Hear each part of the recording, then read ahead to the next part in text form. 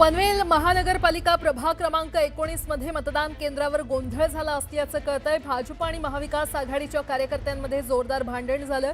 दुबार मतदार असल्याचं म्हणत मतदाराला लॉकअपमध्ये टाका असं म्हणणाऱ्या व्यक्तीवर भाजपचे कार्यकर्ते चिडले आणि प्रभाग क्रमांक 19 मधील गुजराती शाळामधील मतदान केंद्रावर हा संपूर्ण गोंधळ उडालेला आहे। पोलिसांकडून दोन्ही पक्षाच्या कार्यकर्त्यांना समज देण्याचा प्रयत्न केला जातोय।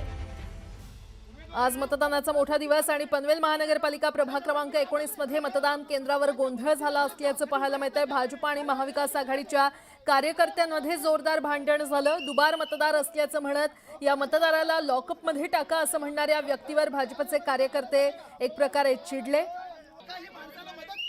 आणि त्यामुळे आता पोलिसांकडून दोन्ही पक्षाच्या कार्यकर्त्यांना समज देण्याचा प्रयत्न सुरू आहे। प्रभाग क्रमांक 19 मधील गुजराती शाळामधील मतदान केंद्रावर हा संपूर्ण गोंधळ उडालाय।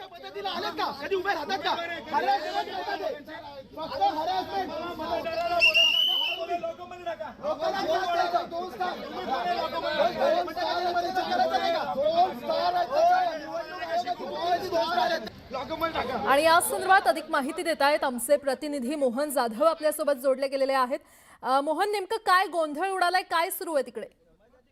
पनवेल मध्ये 19 प्रभाग क्रमांक आहे, तिथे जे मतदार करायला आलेले जे व्यक्ती होते त्याचं मतदान झालं नव्हतं। तो सांगते माझं मतदान झालं नाही, तर तिथले जे महाविकास आघाडीचे जे उमेदवार आहेत त्यांनी सांगितलं याला लॉकअप मध्ये ठेवा आणि त्याच्या शेजारी जे बीजेपीचे उमेदवार होते ते भडकले। त्यांच्या दोघांमध्ये भांडणं सुरू झाली, खूप टोकापर्यंत गेले। त्या केंद्रामध्ये एवढी गोंधळ झालं की पोलीस आले आणि पोलिसांनी ते सगळं सोडवलं आणि त्या ठिकाणी दोन्ही उमेदवारांना बाहेर घेऊन त्यांना समज दिलेली आहे।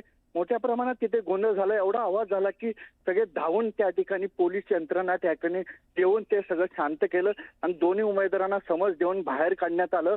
त्याच्या पुढे जर असं झालं तर दोघांनाही पोलीस स्टेशनला नेण्यात येईल असंही सांगण्यात आलेलं आहे। ते पनवेल मधलं सर्वात मोठं मतदार केंद्र जे आहे 19, त्या ठिकाणी मोठ्या प्रमाणात मतदार येत आहेत आणि त्यांना काही त्रास होऊ नये म्हणून पोलीस बंदोबस्त आता लावण्यात आलेला आहे।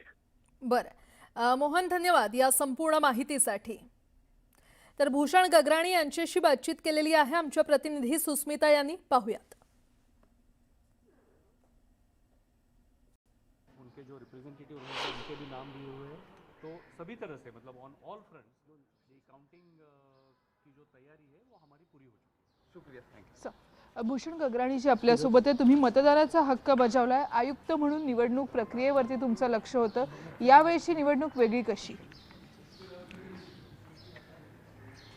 यावर्षीची निवडणूक वेगळी कशी याची 2-3 उत्तर आहेत।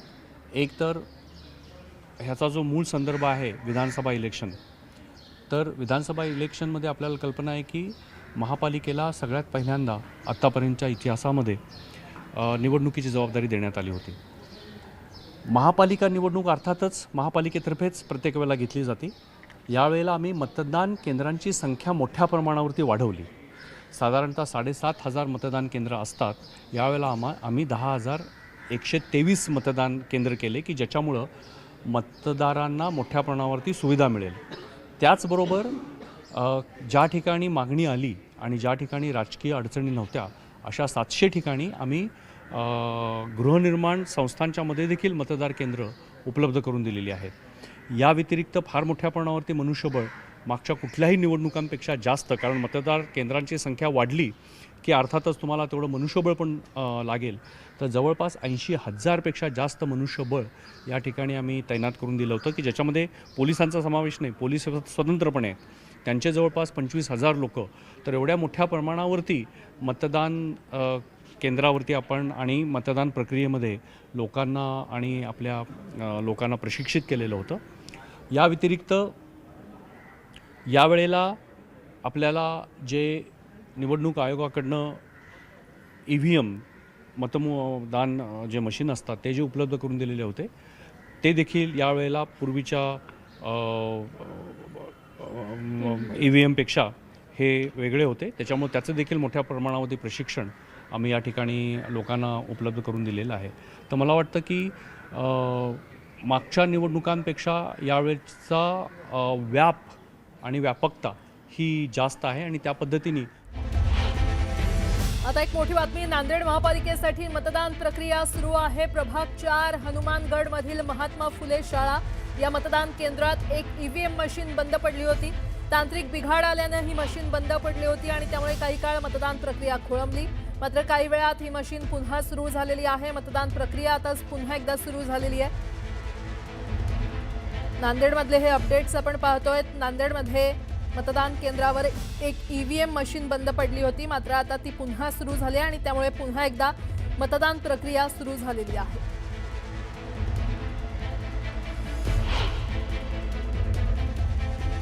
इकडे छत्रपती संभाजीनगरच्या गुजराती कन्या विद्यालयामध्ये गोंधळ उडाला असल्याचं समोर येत आहे। ईव्हीएम मशीन बंद पडल्यामुळे नागरिकांकडून गोंधळ सुरू आहे। तब्बल 1 तास ईव्हीएम मशीन बंद असल्यानं संताप व्यक्त करण्यात येतोय। मशीन दुरुस्त करण्यास जवळपास 1 तासाचा विलंब झालाय, तर मतदार 1 तासांपासून तात्काळात रांगेत उभे असल्याचं पाहायला मिळतंय। छत्रपती संभाजीनगरच्या गुजराती कन्या विद्यालयामध्ये हा गोंधळ झालाय। छत्रपती संभाजीनगरच्या प्रभाग क्रमांक 15 मध्ये मतदान केंद्र जे आहे त्या मतदान केंद्रावरती काही प्रमाणात गोंधळ थोड्या वेळापूर्वी पाहायला मिळाला होता। तब्बल 1 तास मशीन बंद असल्यामुळे नागरिकांचा हा गोंधळ या ठिकाणी होता। मतदान क्रमांक 22 मध्ये हा संपूर्ण गोंधळ या ठिकाणी झाला होता। काय झालं होतं नक्की म्हणजे मशीनमध्ये बिघाड आला होता। बिघाड आल्यामुळे ते पूर्ण मशीन बंद होती। 1 घंटा उशिरा झालेला, 1 घंटा मध्ये लाईट पूर्ण बंद होती, त्याची मशीन पण पूर्ण बंद होती। मशीन बंद होती की लाईन बंद होती? नाही, मशीन बंद झाली होती। मशीनमध्ये बिघाड आहे पूर्ण, ती कधी बी परत बंद होऊ शकते ती। त्याच्यावरती लोकांनी म्हणजे आपल्या अधिकाऱ्यांनी जे आहे ती नवीन मशीन तिथं आणून ते व्यवस्थित बसवली गेली पाहिजे। मग आता त्यांनी काय सांगितलं अजून चालू केले, तिथं इंजिनियर आणलं त्यांनी आणि 1 घंटा उशिरा जे आहे ते चालू झालेली आहे। नक्कीच आपण जर बघितलं तर 1 तासापासून ही मशीन पूर्णपणे बंद होती आणि त्यानंतर आता ही मशीन चालू करण्यात आलेली आहे। ताई काय सांगाल, काय झालं होतं इथं? मशीन बंद होती ना, मशीनचा प्रॉब्लेम होता। किती वेळेपासून तुम्ही उभे आहे? तासापासून उभे आहे आम्ही। तुम्ही पण 1 तास? 1 तासापासूनच उभे आहे मशीनमुळे। म्हणजे मशीनचा काय सांगितलं होतं त्यांनी? नाही, त्यात मशीनचाच प्रॉब्लेम सांगितला त्यांनी। आपण जर बघितलं तर मतदान क्रमांक 22 मधील ही संपूर्ण घटना आहे। प्रभाग क्रमांक 15 मधील 1 तासापासून लाईन नव्हती आणि त्यामुळे ही मशीन बंद होती असं नागरिकांचं म्हणणं आहे आणि 1 तास जवळपास या नागरिकांना या ठिकाणी टाकळत उभं राहावं लागलंय। व्हिडिओ जर्नलिस्ट सुधीर जाधव सह अविनाश।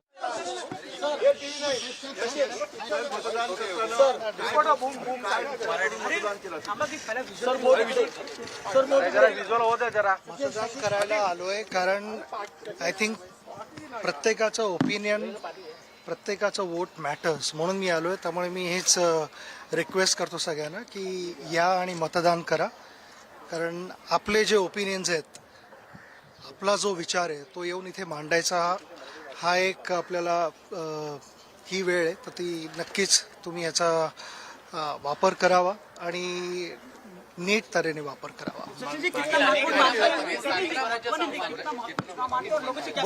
बहुत इम्पोर्टेंट है। मैं हमेशा कहते आ रहा हूँ कि ये मौका ऐसा है जहाँ पे आपको अपना ओपिनियन आप मतदान के जरिए आप एक्सप्रेस कर सकते हो और जो आप चाहते हो उसमें एक एक बूंद, हम जैसे कहते हैं कि एक एक बूंद इम्पोर्टेंट होता है।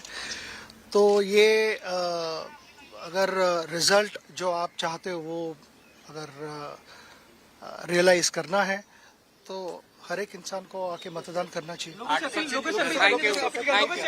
मैं लोगों से अपील, मैं खुद यहाँ पे हूँ तो ये इटसेल्फ इज शोज किया ना कि it is important for every citizen.